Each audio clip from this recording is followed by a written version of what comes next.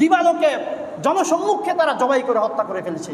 কি পরিমাণ আজকে আমাদের মুসলমানদের গায়রত, মুসলমানদের ইমানি পাওয়ার কোথায় গিয়ে ঠেকেছে চিন্তা করেন।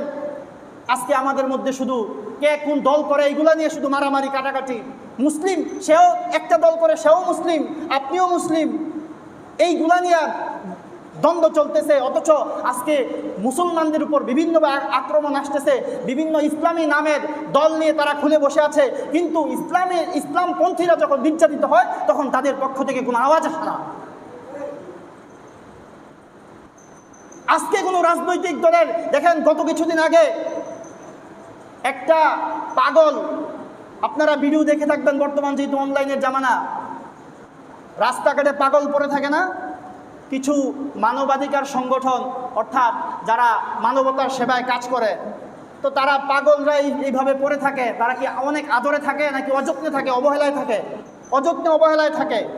তো বিভিন্ন ধরনের সংগঠন তাদেরকে ধরে পরিষ্কার পরিচ্ছন্ন করে তারপর তাদেরকে নতুন কাপড় চোপড় পরিয়ে দেয়, খাবার খাওয়ায়। এই কাজ চলতেছে বহু আগে থেকে, কিন্তু গত কিছুদিন পূর্বে, গত কয়েক মাস পূর্বে কিছু উলামায়ে কেরাম এই কাজটা করেছে।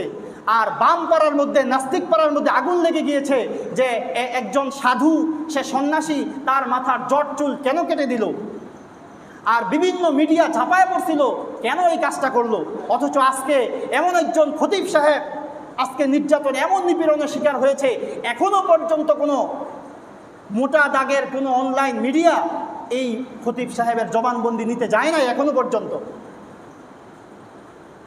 তারা এই সংখ্যালঘু হয়ে, এই সামান্য পরিমাণ সংগঠনের তারা সংখ্যায় অতি কম হয়েও আজকে তারা আমাদের মুসলমানদের উপর ছড়ি ঘুরায়, মুসলমানদেরকে বিভিন্নভাবে নির্যাতন নিপীড়ন করে। কেন? একমাত্র হচ্ছে কারণ হচ্ছে আমরা নিজেদের মধ্যে লাগালাগি মারামারিতে ব্যস্ত, নিজেদের মধ্যে কামড়াকামড়িতে ব্যস্ত।